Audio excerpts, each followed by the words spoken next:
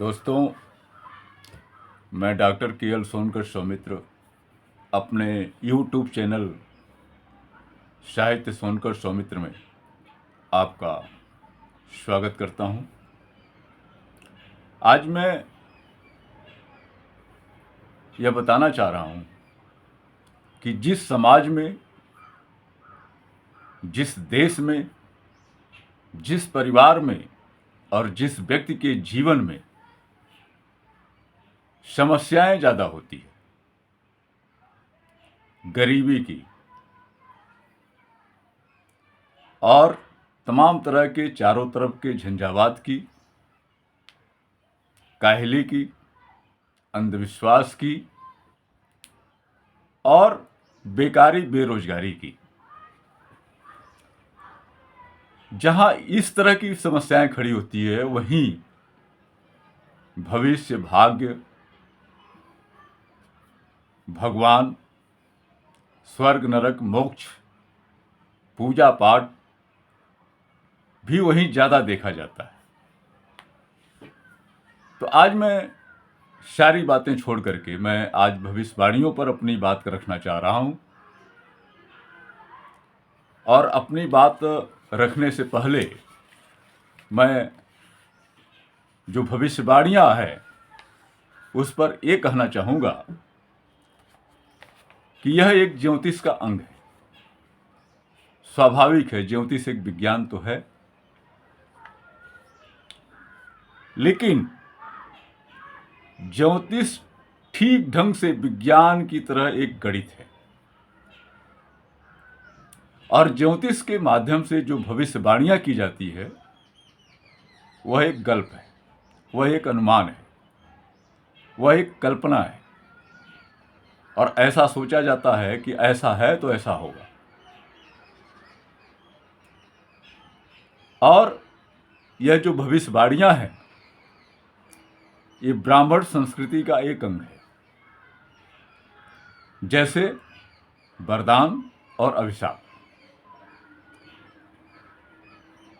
आप ये भी देखें कि जब धर्म का हस्तक्षेप राजनीति में बढ़ता है तो भविष्यवक्ताओं के दिन बहुर जाते हैं। भविष्यवाणियां आस्था और अंधविश्वास को बढ़ावा देती हैं।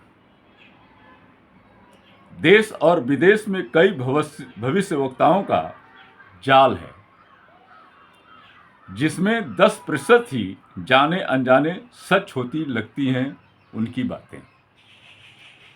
भारत में वह गाना तो प्रसिद्ध ही है कि रामचंद्र कह गए सिया से डॉट डॉट, आप जानते ही हैं आगे। यह गाना काफ़ी प्रचलित है और अधिकतर लोगों की जुबान पर भी है। नास्त्रेदमस अच्युतानंद के साथ साथ तुलसी, कबीर, नानक, रविदास को भी इन भविष्यवक्ताओं में जोड़ दिया जाता है। लेकिन कबीर आदि श्रमण संस्कृति के व्यक्ति हैं, जिसे इनको घसीट लिया जाता है। और ऐसी बातें सच नहीं है, वह प्रक्षेपित है इन लोगों के नाम पर। क्योंकि जो श्रमण संस्कृति को मानता है, चाहे वो कवि हो, लेखक हो, वह इन सारी चीजों पर विश्वास नहीं करता। 1970 में जय गुरुदेव जी ने भी 1980 से ही प्रलय होने व सतयुग आने की बात कही, लेकिन सब कुछ सच साबित नहीं हुई। स्काई लैब से तबाही हो सकती थी, मगर वैज्ञानिकों ने मानवीय तबाही को रोक लिया। 1990 से 2000 के बीच कुछ पश्चिमी देशों के आस्थावादियों ने दिन तारीख तक प्रलय की बता दी थी कि आग लगेगी और प्रलय हो जाएगा, और न सही होते देख अपने ही कम्यूनों में आग लगवाकर खुद समाप्त हो गए। 1999 में भाजपा की सरकार आते ही और 1990 में केंद्रीय सत्ता में भागीदारी के बाद नास्त्रेदमस की भविष्यवाणियां ही नहीं, मनुस्मृति का महिमा मंडन होने लगा था मीडिया में। और आज जब भाजपा सत्ता में है तो अच्युतानंद सहित कई भविष्यवक्ताओं की भविष्य मालिकाएं सामने आने लगी हैं। ये सच क्या है इसमें? कुछ साधकों के पास भविष्य चिंतन के कारण होते हैं और जिस तरह से दुनिया में विज्ञान, जनसंख्या, भूख और सत्ता पाने की महामारी की धमाचौकड़ी होगी, जो कि तय है, जैसे जन्म के बाद मृत्यु है या युवावस्था में प्रेम, मोहब्बत, शादी, बच्चे या वृद्धावस्था के कष्ट तय हैं, उसी तरह 1000 साल बाद की दुश्वारियों के अनुभव और कैसे हो सकता है, यही अनुभव जो संग्रहित है वही भविष्यवाणियां हैं। भक्त इसी को सच करने के लिए तमाम परिस्थितियां पैदा करते हैं। श्रमण संस्कृति में कोई भी ऐसा संत नहीं जो ऐसी भविष्यवाणियां किया हो। यह ब्राह्मण संस्कृति का एक गल्प है। श्रमण संस्कृति को कमजोर साबित करने की एक साजिश का हिस्सा है। जब श्रमिक वर्ग में शिक्षा, चेतना, सत्ता की जागरूकता, मानवता, भाईचारे का विकास, समस्त जीव जगत के प्रति दया, करुणा बढ़ती है और दुखमय मानव जीवन को सुखमय बनाने की रुझान होती है, तो ब्राह्मणवादी, आस्थावादी, पाखंडी, कपोल कल्पित धर्म ही नहीं, भविष्यवाणियों का जोर शोर से प्रचार प्रसार करने लगते हैं। आज की सच्चाई यही है। तो देखिए, इस समय भी सोशल मीडिया में भविष्यवाणियों का एक चैनल, कई चैनल चल रहे हैं, ये होगा, वो होगा। और आप देखिए कि आज केंद्र में और कई राज्यों में भारतीय जनता पार्टी की सरकार है, जो जहां तक सनातन और हिंदू की बात है, हिंदू धर्म की बात है, वह बेहद सहिष्णु तो है ही, लेकिन उसका दूसरा पक्ष जो है, जब आस्था बिल्कुल गहराती है और वह एक रूढ़ता में बदल जाती है, तो उसका पक्ष बिल्कुल काला होता है और मानवता के खिलाफ होता है। परिस्थितियां कुछ उधर ही जा रही हैं और इसमें भविष्यवाणियों का महत्व बढ़ जाता है। आप देख रहे हैं देश में बेकारी, बेरोजगारी, आर्थिक तंगी बढ़ रही है, गरीबी बढ़ रही है। लोगों को सोचना पड़ रहा है कि हम क्या करें कि 2 रोटी सुबह शाम के लिए हो। महंगाई चरम सीमा पर है, जा रही है, घटने का नाम नहीं ले रही है। और दूसरी तरफ बेरोजगार बनाने की साजिशें भी है, जिसकी कभी मैं चर्चा करूंगा और किस तरीके से है यह भी आपको बताऊंगा। आज मेरा मकसद मात्र इतना ही है कि इन भविष्यवाणियों का सच क्या है। मैंने जैसा कि आपको बताया कि आज से नहीं, 60 के दशक से ही भविष्यवाणियां हो रही हैं। एक समय था कि नास्त्रेदमस को पूरे विश्व में बताया जाता था कि ये होगा, वो होगा, वो होगा। बाबा जय गुरुदेव भी रहे। ऐसे तमाम इस समय अच्युतानंद जी को लेकर के भविष्यवाणियां हो रही है कि 2024, 2025, 2026, 27 इसमें बहुत बड़ी तबाही होगी।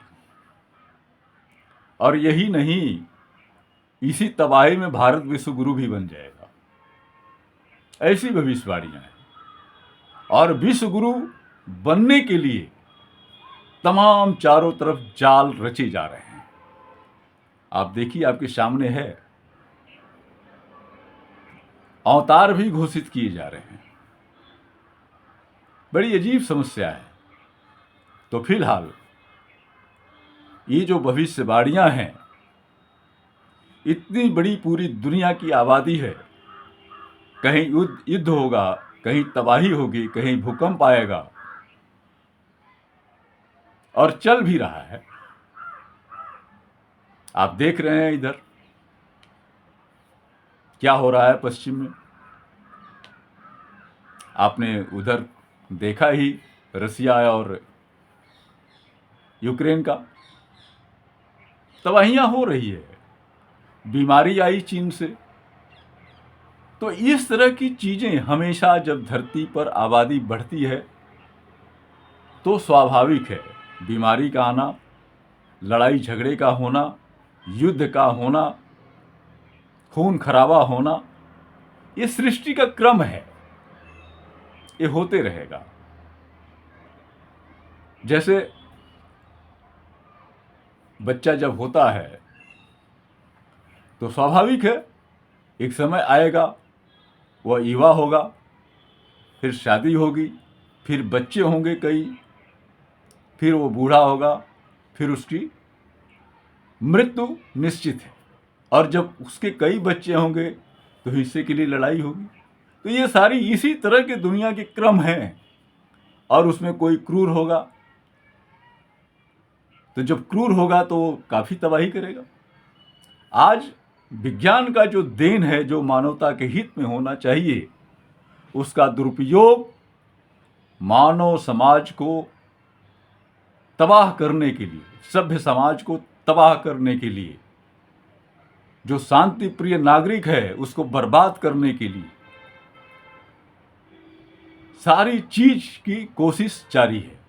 इसलिए सारे देशों ने जब विनाशक हथियार खरीद लिए हैं, रख लिए हैं, तो कुछ भी होगा तो उसका उपयोग करेंगे। जिस घर में हथियार ज्यादा है उस घर में हत्याएं भी होती है ज्यादा। तो स्वाभाविक है, चाहे पड़ोसी क्या करे, चाहे घर में हो, होना ही है। तो ये जो भविष्यवाणियां हैं, बहुत सारी चीज अनुमानित होती हैं। और जब उस अनुमान को, उस भविष्यवाणियों को मानने वाले या वे जो भविष्यवक्ता हैं, आपको बताया कि 90 के दशक में कुछ कम्युनों ने जो घोषणा की थी कि आज आग लग करके फला दिन, फला समय, फला घड़ी में ये तबाह हो जाएगी दुनिया, नहीं कर पाए तो अपने कम्युनों पर पेट्रोल छिड़क करके 4-4 हजार, 10-10 हजार लोग मर गए। तो ऐसा होता है, आज भी चल रही है उस क्रिया में कि हम महान कैसे हों, विश्व गुरु कैसे बने, उसके लिए तमाम तिकड़में चल रही है। हो सकता है वो सच भी हो, और जो काम हो रहा है वह एक तरह से अच्छा काम तो है,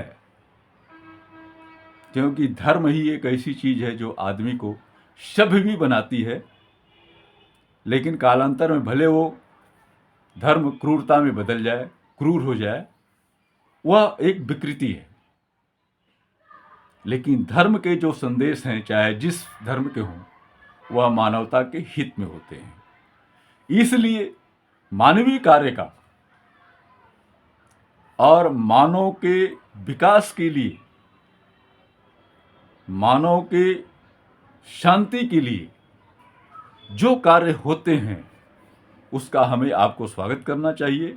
लेकिन विकृति आती है तो उस बात को भी सामने रखना चाहिए, ताकि वह विकृति दूर होकर के वह सारे कार्य मानव हित में हों।